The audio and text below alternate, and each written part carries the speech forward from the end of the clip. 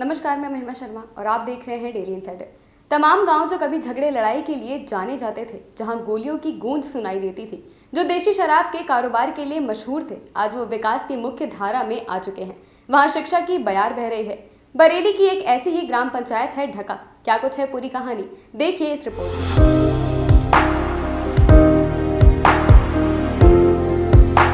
ये बरेली की ग्राम पंचायत ढका है। कभी ये गांव शराब के कारोबार के लिए मशहूर था। गांव के तकरीबन हर एक घर में शराब की भट्टी दहकती थी। लोग इस गांव में अपनी बेटी ब्याहने तक से कतराते थे, लेकिन अब गांव की सूरत बदल चुकी है। लोग कच्ची शराब का धंधा छोड़कर मेहनत मजदूरी कर रहे हैं और बच्चों को शिक्षा भी दिला रहे हैं। यही वजह है कि कई युवाओं ने सरकारी नौकरी भी हासिल की है। देखिए, आज गांव जो पहले कच्ची शराब में ज़्यादा मतलब गांव के लोग तोड़ते भी थे, लेकिन आज दारू से बहुत लोग दूर हो गए हैं। कच्ची दारू भी नहीं तोड़ते हैं और गांव में लोग शिक्षा की ओर ज़्यादा जा रहे हैं। गांव तरक्की कर रहा है, गांव पूरा मेहनत बहुत कर रहा है। हमारे गांव में आप ये समझ लीजिए कि 50 से 60 ट्रैक्टर सब मेहनत के बल पे हैं और लोग शिक्षा की ओर ज़्यादा बढ़ रहे हैं, अपने बच्चों को पढ़ा लिखा रहे हैं। दूसरी चीज़ ये, हमारे गांव में लगभग 3 से 4 बच्चे सर्विस में भी लगे हैं। 2 लड़के पुलिस में लगे हैं, 2 रेलवे में लगे हैं। तो गांव कहीं ना कहीं अब समझदार हो रहा है और पढ़े लिखे लोग शिक्षित हो रहे हैं। आपने देखा होगा, जहां आप अभी खड़े हुए हैं, यहाँ पे पहले झोपड़ी और मढ़ियाँ पड़ी रहती थी, लेकिन आज देखिए गांव में खूब मकानात भी बन रहे हैं, लोग शिक्षा की ओर भी काम कर रहे हैं। तो गांव में अब ऐसा कुछ नहीं है। शादी ब्याह के लिए बड़े बड़े अच्छे लोग हमारे गाँव में घर ढूंढते हैं कि लड़का हमारे लिए अच्छा मिल जाए। बड़े बड़े अच्छे लोग हमने देखा है, बड़े बड़े पैसे वाले लोग हमारे गांव में अब शादी लड़कों के रिश्ते ले लेकर के आते हैं। बहुत सुधार है गांव में, बहुत अच्छा जो है, गांव मेहनती है। कुछ लोग तो अभी हैं, पूर्णतया तो बंद नहीं हुई है। पूर्णतया तो अगर बंद हो जाए तो जो है बड़ा सुधार हो जाएगा। कुछ लोग अभी हैं, इक्का दुक्का रह गए हैं, वो लोग भी जहाँ तक है बंद कर ही देंगे आने वाले समय, मुझे लग रहा है, क्योंकि अब गाँव बहुत अच्छे रास्ते पर चल रहा है और गाँव हमारा मेहनत बहुत करता है। आप देखेंगे, लकड़ी कटान के लिए हमारे गांव में आपको 18 से 20 साल का लड़का आपको खाली नहीं मिलेगा। वो कहीं ना कहीं अपने मजदूरी के धंधे पर निकल जाएगा, लकड़ी कटान पर निकल जाएगा, अड्डे पर निकल जाएगा, पल्लेदारी पर निकल जाएगा। गांव में आपको हमारे यहाँ खाली नहीं मिलेगा कोई भी। बहुत से लोग अपने मिठाई का कारोबार करते हैं तो उस पर निकल जाएंगे।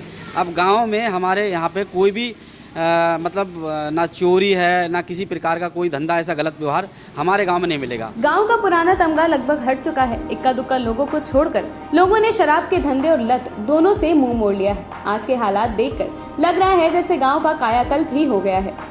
नई पीढ़ी शराब का ढर्रा छोड़कर शिक्षा का पथ पकड़ चुकी है। सन 2018 में मैंने यहाँ ज्वाइन किया था विद्यालय। सन 2018 में, आप पहले कभी आए होंगे तो आपने देखा होगा, सब कच्चा था। ये सब मैंने अपने प्रयासों से इसको बनवाया। 198 लगभग संख्या थी सन 2018 में, जिसे मेरा स्टाफ अपने प्रयासों से बढ़ाते बढ़ाते 471 पर हम आज हैं।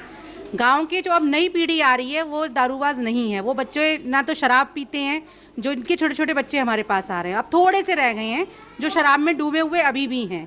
लेकिन अभी फ़िलहाल जो आ रहे हैं वो पढ़ाई में रुचि भी रखते हैं, अच्छा काम भी कर रहे हैं और हमें रिस्पांस भी गांव से अच्छा मिल रहा है। सुनते हैं, समझते हैं। अगर हम लोग कोई बात बताते हैं तो उस चीज़ को समझते हैं। परेशानी ये आ रही है, जब 200 से कम बच्चे थे तब संख्या 140-150 के लगभग बच्चा आता था, जिसे हम लोग व्यवस्थित कर लेते थे। अब आप देख रहे हैं हमारे पास केवल 3 कक्ष निर्मित हैं यहाँ पर और बच्चा है 471, जिसमें 300 सवा 300 बच्चा तक प्रेजेंट हो जाता है। तो हमें बिठालने में, व्यवस्थित करने में परेशानी आती है।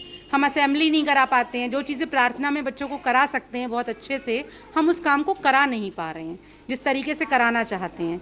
इसके रिगार्डिंग मैंने सभी उच्च अधिकारियों को सूचित कर रखा है, एप्लीकेशन बना के दे रखी है, क्योंकि कभी कभी ना हालात ऐसे उत्पन्न हो जाते हैं कि किसी को चोट लग सकती है, भगदड़ मचती है एकदम से। इस समस्या से मैं बहुत ज़्यादा ग्रसित हूँ इस समय, सभी अधिकारियों से कह चुकी। जब माहौल बदलता है, शिक्षा के लिए बेहतर परिवेश मिलता है, तब प्रतिभाएं निखर कर सामने आती हैं। नवोदय स्कूल में प्रवेश लेने के लिए तैयारी कर रहे कक्षा 5 के छात्र कुशाग्र ने डेली इनसाइडर से बताया कि उसके बाबा ने पढ़ाई लिखाई नहीं की थी, लेकिन उन्होंने उसके पापा को स्कूल भेजा और वो उसको भी अच्छी शिक्षा दिलवा रहे हैं। क्या नाम है तो बेटा तुम्हारा? कुशाग्र कृष्ण। कुशाग्र कृष्ण। कुशाग्र कृष्ण। कौन सी क्लास में पढ़ते हो? 5th क्लास में। अभी तुम कहाँ जा रहे हो बैग लेके? बरेली ट्यूशन पढ़ने। ट्यूशन पढ़ने? क्या की ट्यूशन पढ़ोगे? मैथ की। मैथ की? किस लिए पढ़ने जा रहे हो? नवोदय की तैयारी कर रहे हैं। नवोदय स्कूल की तैयारी कर रहे हैं। हाँ। और गांव के बच्चे जाते हैं? नहीं, अब नहीं, कोई तुम्हारे नहीं। घर में कौन कौन पढ़ा हुआ है? हमारे पापा जी और चाचा जी, चाची, हमारी पढ़ी मम्मी। हैं? हाँ। बाबा पढ़े थे?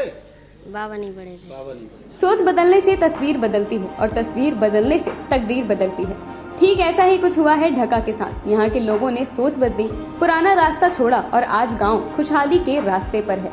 डेली इंसाइडर के लिए बरेली से रंजीत बिसारिया और बाबूलाल की रिपोर्ट। यूपी और देश दुनिया की तमाम ताजा तरीन खबरों के लिए गूगल प्ले स्टोर से आज ही डाउनलोड करें हमारा तेजी से उभरता न्यूज ऐप डेली इंसाइडर।